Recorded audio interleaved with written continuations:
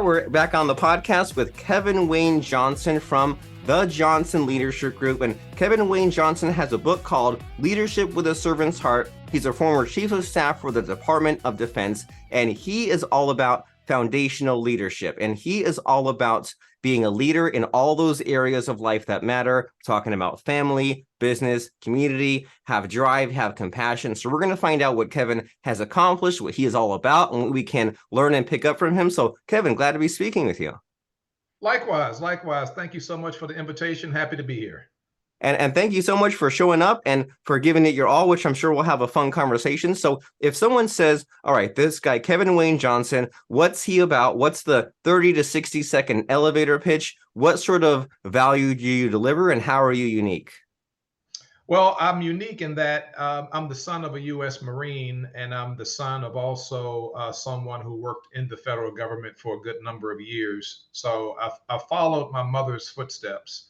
And I worked for the federal government for 34 years, and I was really exposed in a good way to what good leadership is all about. So now that I'm done with that 34-year career, in this season of life, I'm spending 95% of my waking hours pouring into the next generation of leaders because Kevin Johnson just believes that better leaders help to make the world a much better place.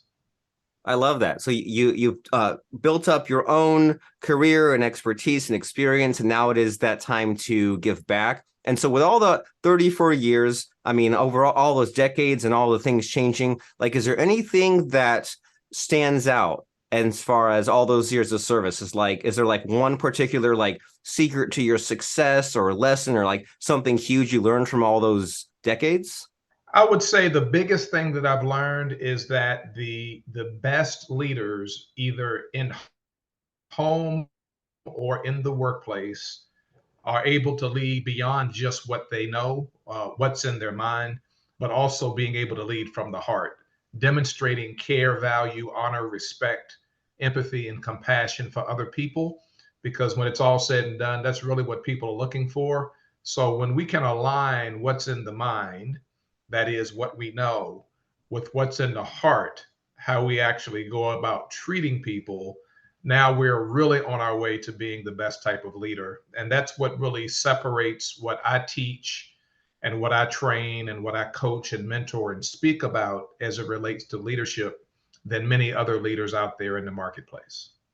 I love it. And I'd love to unpack some of that, what the leadership with the heart means, because like first impression, what comes off to me are people skills and emotional intelligence. Like you think that when I was maybe younger and more arrogant, I was all just about the facts, right? I was all about like, what's the problem to be solved and what do I know and what will we try and what are the alternatives? But then as you get older, you kind of realize that sometimes life still has rules, but there are these gray areas where sometimes you don't know things, or sometimes the facts only get you so far, and you have to kind of make any decision versus no decision, or be understanding of someone else's situation and ask for help and guidance and all those other things. And so how do you navigate that mess when there's the one extreme is it's just about the data and the details, but then there's kind of this more gray area? How do you tap into this more like heart-centered logic and leadership?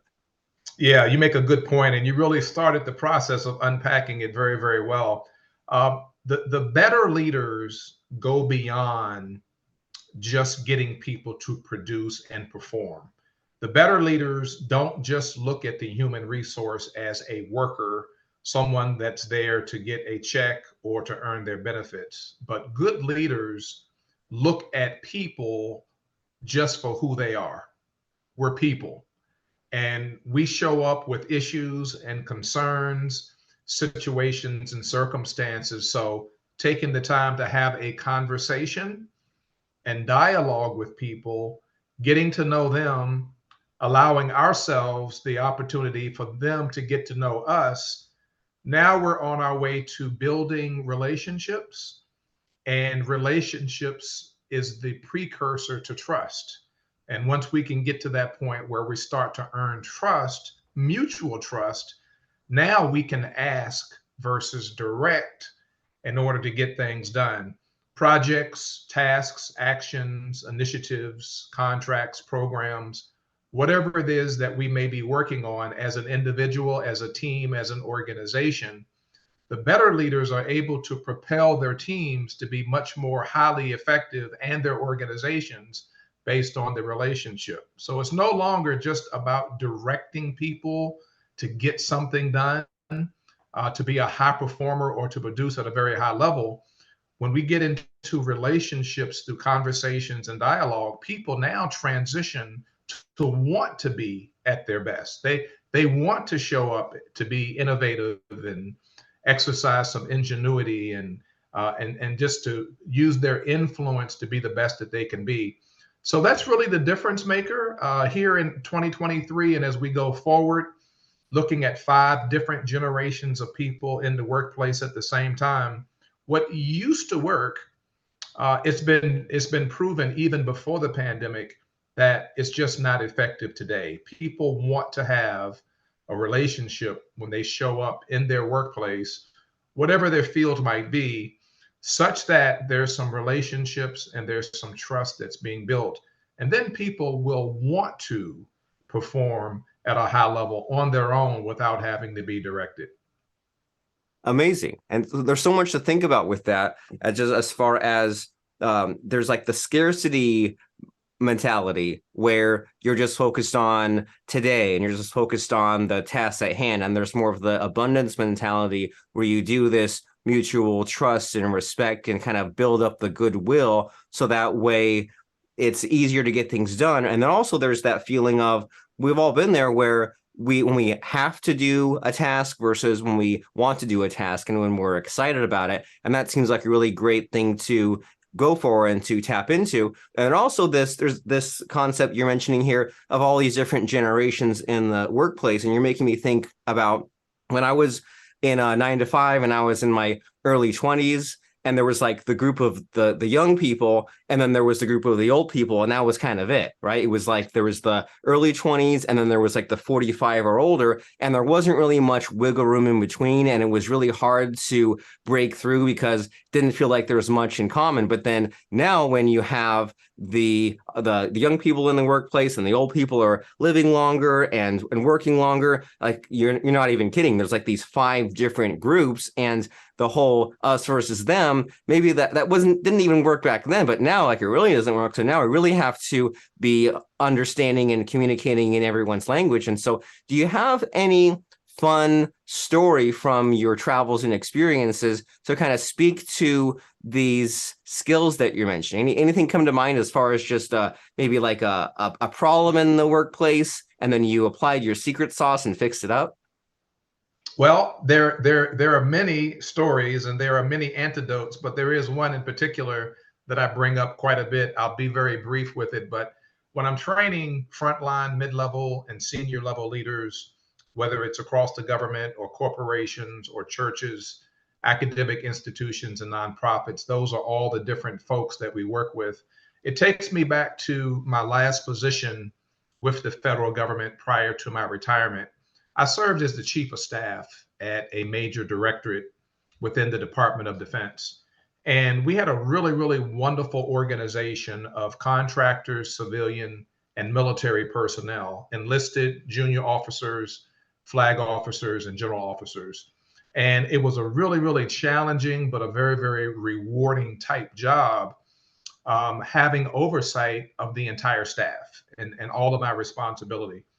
Well, the deputy of the organization, my boss, a civilian, would have a weekly staff meeting with about 25 to 30 of us in the conference room every week, Wednesday morning at 10 o'clock.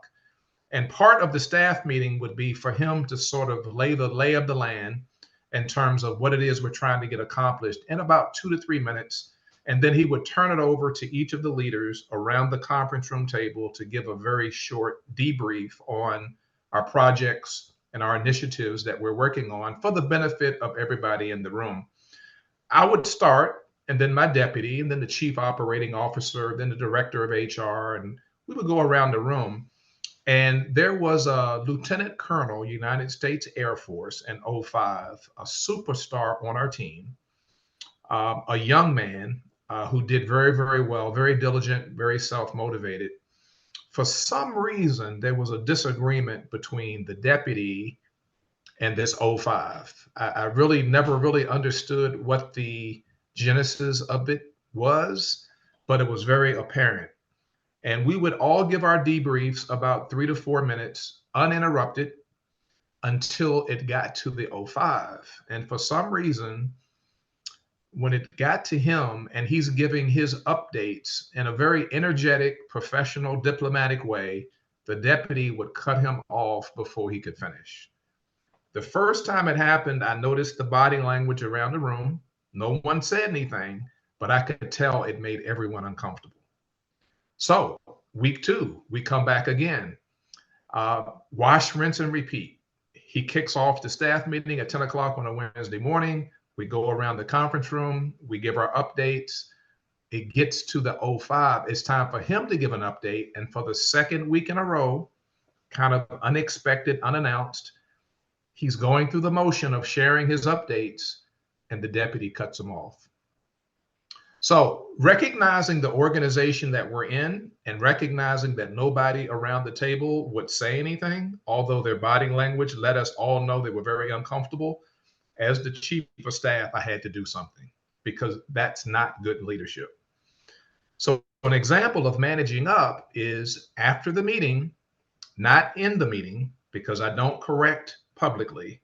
I praise publicly, but I don't correct publicly. I correct in private. I took my boss into his office and we had a face-to-face, eye-to-eye conversation about what's taking place, how it impacts the entire organization because people are watching, and why are you doing this to this particular employee and no one else? After the conversation, he assured me that it wouldn't happen. And I don't think it did, but unfortunately, the damage had already been done. So the third week, we come back into the staff meeting and he kicks it off again. We go around the table, we give our 3 to 4 minute update, pass the baton to the next person. It gets to the O5, the Lieutenant Colonel, United States Air Force, and I tell everyone to guess what he does. And the answer is he says pass. And I ask everyone, why do you think the O5 passed on his update? And everyone collectively agrees because he had an inkling that the deputy was going to cut him off. And that's an example that I give people in terms of what happens when a leader does not listen and does not give the respect that people actually want and deserve, and don't acknowledge their contributions and the value that they're adding to the team and to the organization. It makes us go into a shell. We clam up. We no longer feel like we are included in the family as a part of the team. And this particular person who normally would always give an update in a very energetic way actually shut down to say, I'd rather not say anything than to endure the embarrassment of being cut off. So that is just one of many stories that I tell people in terms of what leaders should not do. I'm not saying we have to agree with what's being said, but we do have to give people space and a place to articulate what's on their heart and what's on their mind, because to them it's very important. And their perception is their reality, right or wrong. And so it doesn't take too much effort to hear people out and give them the opportunity to present what's on their mind. That's a great lesson, especially that it doesn't take much, right? It takes maybe a lot of, well, it takes the awareness and the thinking, but then actually the physical action, it's just a small gesture. And why do you think these sorts of things happen? Like the sort of breakdown that you described, is it a matter of the superior just not caring or not seeing the long-term value in delivering this respect, or like unaware? Like, why do these things happen? Yeah, I believe deep down inside, it's an extension of human behavior. It's not unusual that if there's a miscommunication or misunderstanding, then instead of looking at one another or looking at maybe a group of people as an opportunity to talk and find out the genesis or the foundation or the root of what the issue is, the two parties just don't talk at all. They don't have a conversation, and there is no mutual understanding. And what happens is, like I said, it's not unusual with human behavior. We tend to hold grudges. And when you hold grudges, you never give either party the opportunity to find out what the issue might be. It's probably something very minor that can be worked out, but you have to have a conversation. You have to talk to each other to find out exactly what is the problem, and then you can move on to solve it. And we don't do that enough in our nation, in America. We don't do that enough.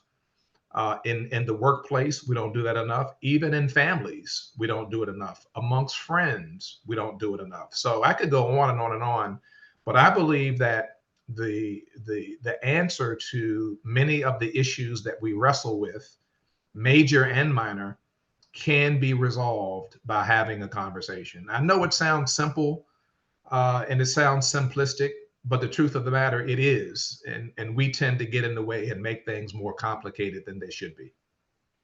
That's a wonderful message, and I agree that it sounds simple, and it's.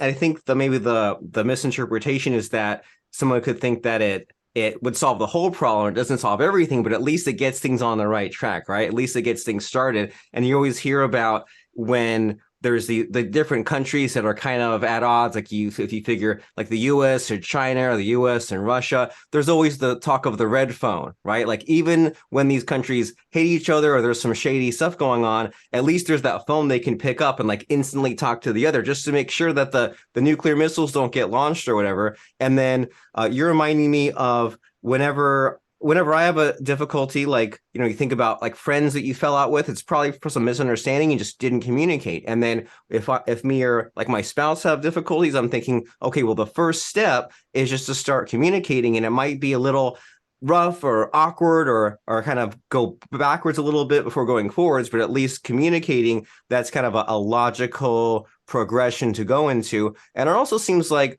a lot of your mindset here is about being positive and optimistic, right? It's always so easy to give up or to seek revenge especially in like these workplace situations, but to say, well, use the word opportunity a few times. This is an opportunity to begin speaking about this issue. That's kind of makes you feel good, right? And it's way easier to put in the effort and get the momentum of feeling good and stay feeling good than to just allow yourself to sink down into the negativity. And who wants that? And so if someone says, a lot of the advice that you've given and the stories that you told can be really helpful, and someone wants to know more about your organization and your books and what you have going on, then what's the next step? How can someone find out more about you?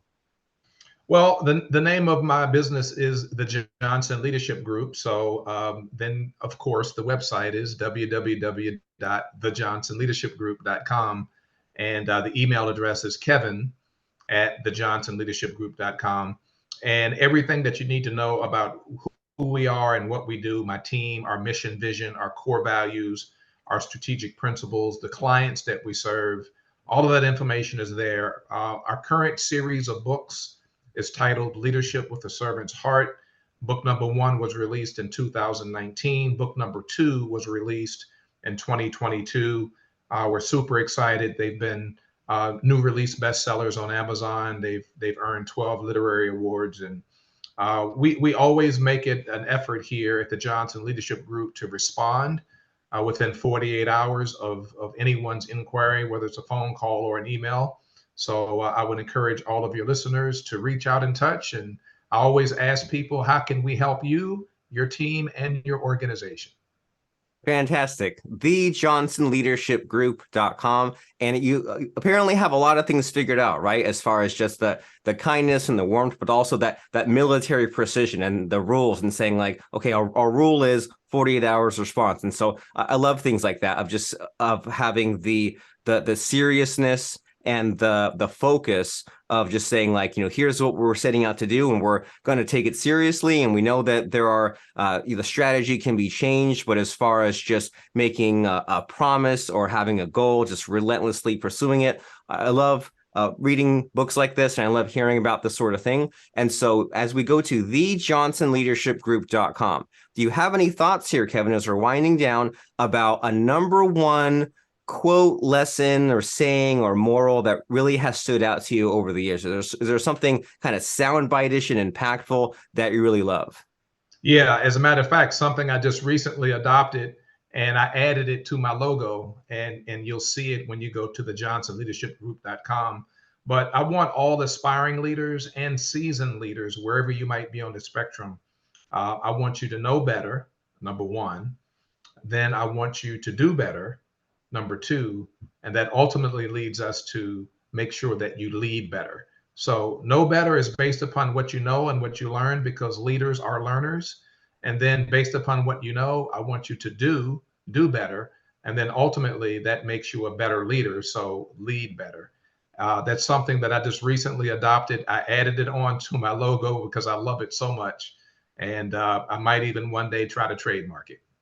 I love that too. It's simple, but it also has a logical step-by-step progression. Know better, do better, and lead better. And as you are considering that and taking that next step, go to thejohnsonleadershipgroup.com. And thank you very much, Kevin, for giving us some really great tips and advice, motivation, inspiration, positivity. Really appreciate you.